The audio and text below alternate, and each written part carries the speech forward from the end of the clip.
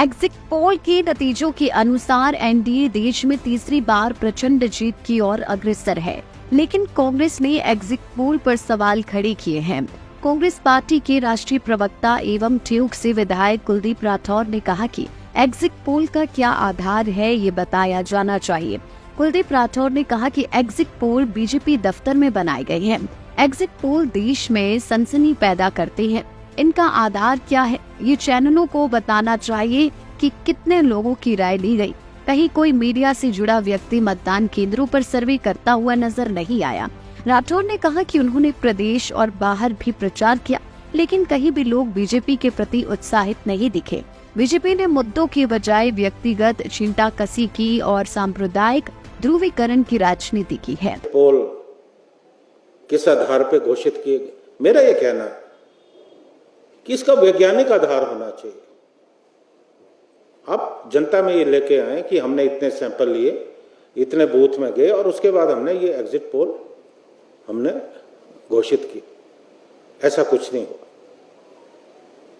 और मैं ये कहना चाहता हूं कि जो पूरे चुनाव के दौरान, क्योंकि मैं हिमाचल प्रदेश के सभी लोकसभा क्षेत्र में गया,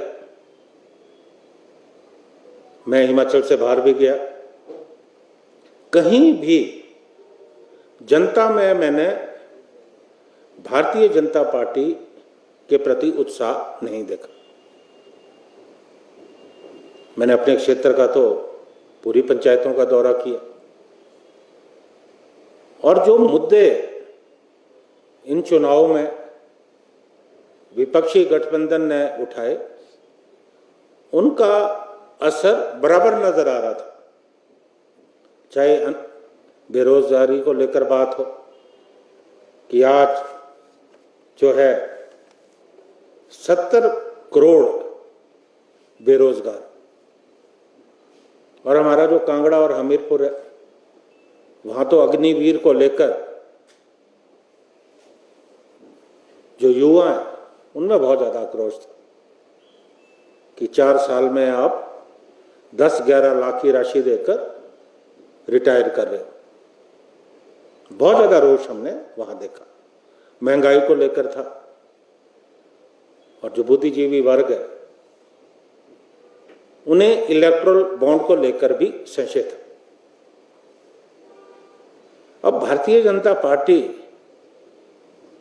कौन से मुद्दों पे चुनाव लड़ रही थी, इस बात की हमें हैरानी है।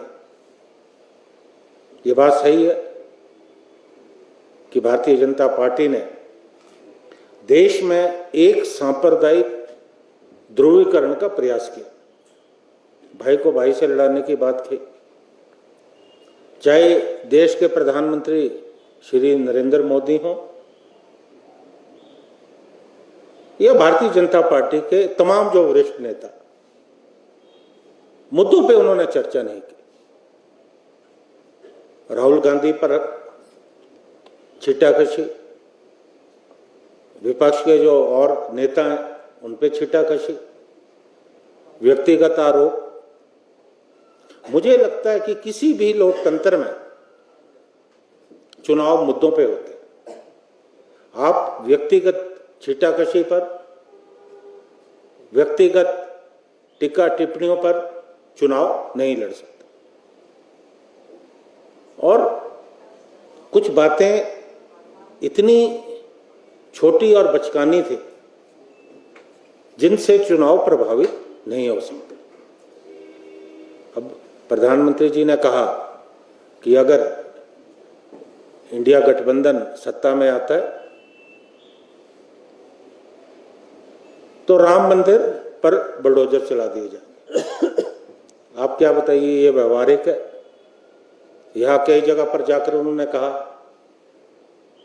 कि आपका मंगलसूत्र छीन लिया जाएगा।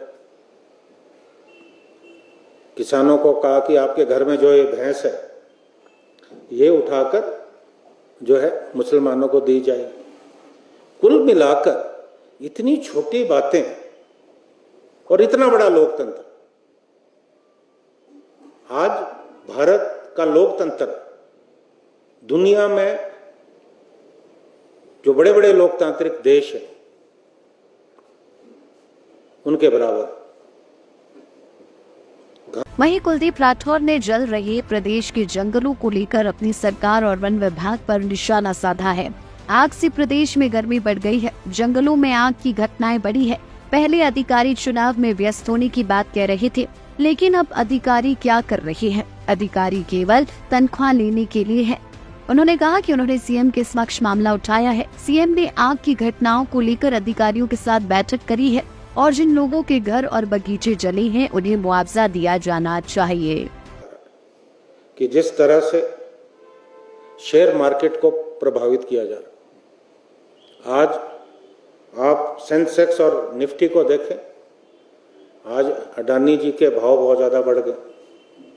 तो कहीं ना कहीं ये भी एक कवायद थी कि किस तरह से माहौल जो है बनाया जाए। कई जगह सट्टा बाजार भी है। तो ये सारी तमाम बातें जो मैं आप लोगों के सम्मुख रखना चाहता हूं, और मुझे पूरी उम्मीद है कि कल जब चुनाव नतीजे आएंगे निश्चित तौर पर इंडिया गठबंधन की जीत होगी। दूसरा मुद्दा मैं आप लोगों के सम्मुख रखना चाहूंगा, आप लोग भी चिंतित होंगे कि बहुत ज्यादा गर्मी रिकॉर्ड तोड़ दी। हिमाचल जैसा प्रदेश, यहां भी 42, 43, 44। और एक चिंता का विषय है कि लगातार जंगलों में आग लग रही और बहुत ज्यादा नुकसान हो रहा है। जहां हमारी वनस्पतियां, हमारे जो वन्य प्राणी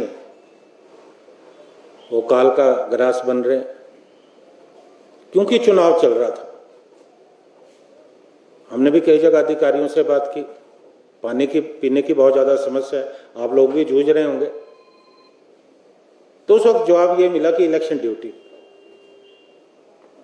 हालांकि मुझे लगता है कि चुनाव से पूर्व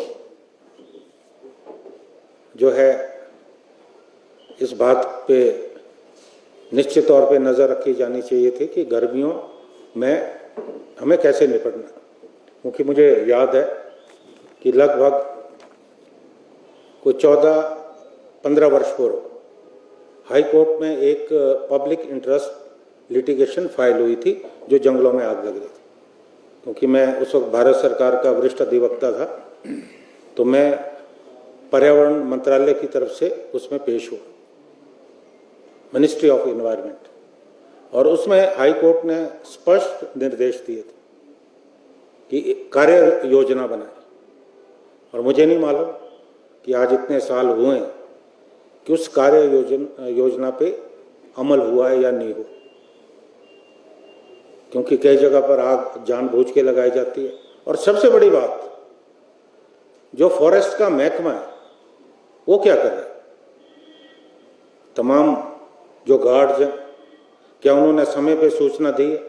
क्योंकि मेरी जानकारी के मुताबिक बहुत सारी जगह पे मुझे पंचायत और गांव के लोगों ने बताया कि हमने फॉरेस्ट डिपार्टमेंट को सूचना दी कि आग लगी है। तो आप बताइए, क्या फॉरेस्ट डिपार्टमेंट के अधिकारी केवल तनख्वाह लेने के लिए? कार्रवाई होनी चाहिए। आज इतना ज्यादा नुकसान हुआ है और हमारे अपने पूरे क्षेत्र में लोगों के बगीचे जल गए। अब कई जगह पे जिनकी आजीविका सिर्फ बगीचे पे पूरे नष्ट हो गए। 2-3 जगहें हमारी ऐसी है कि रात को मुझे फोन करके रो रहे थे कि हमारे तो कोई नौकरी नहीं है, हमारा तो कोई व्यापार नहीं है। एक बगीचा था वो भी जल गया। मैंने आज हिमाचल में लगभग 12,500 हेक्टेयर, ये तो बढ़ेगी अभी, वन संपदा खाक हुई। और 7 जिलों में तो लू का भी अलर्ट है। पानी की बहुत ज्यादा समस्या आ रही है। मैंने आज प्रदेश के माननीय मुख्यमंत्री जी से इस बात को लेकर चर्चा की और उन्होंने मुझे कहा कि मैं आज बैठक ले रहा हूं। मैंने उनसे कहा, जिन लोगों के बगीचे नष्ट हुए या मकानों में आग लगी उन्हें मुआवजा मिलना चाहिए। सबसे पहले जो रेवेन्यू विभाग है वो जाकर असेस करे। रेवेन्यू विभाग को निर्देश दिए जाएं कि वो जाकर देखें कि किस व्यक्ति का कितना नुकसान हुआ और सरकार मुआवजा दे, क्योंकि मुझे लगता है कि मुआवजे की राशि बहुत बढ़ने होने वाली है। तो केंद्र से भी बात करें। अब ये तो मालूम नहीं कि कल के बाद किसकी सरकार आने वाली है। जिसकी भी सरकार होगी वहाँ बात करें और हिमाचल के लिए राहत मांगे, क्योंकि आपने जिस तरह से देखा। लाइफ टाइम्स टीवी के लिए शिमला से विक्रांत बदन की रिपोर्ट। त्योहार के इस सुहाने सीजन में गोयल मोटर्स नेटवर्क की सोलन और शिमला स्थित नेक्सा शोरूम में पाए इंडिया की सबसे पसंदीदा गाड़ियों पर खास ऑफर। इग्निस, बिलेनो, फ्रॉन्स, जिमनी और ग्रैंड विटारा जैसी शानदार गाड़ियों को खरीदने का साल का सबसे बेहतर वक्त। नेक्सा का खास ब्लैक एडिशन उपलब्ध है। सभी तरह की गाड़ियों से एक्सचेंज और अपग्रेड ऑफर भी। तो देर किस बात की, आज ही सोलन या शिमला में गोयल मोटर्स के नेक्सा शोरूम में पधारे और पाए कार खरीदारी का एक कभी ना भूलने वाला सुखद अनुभव।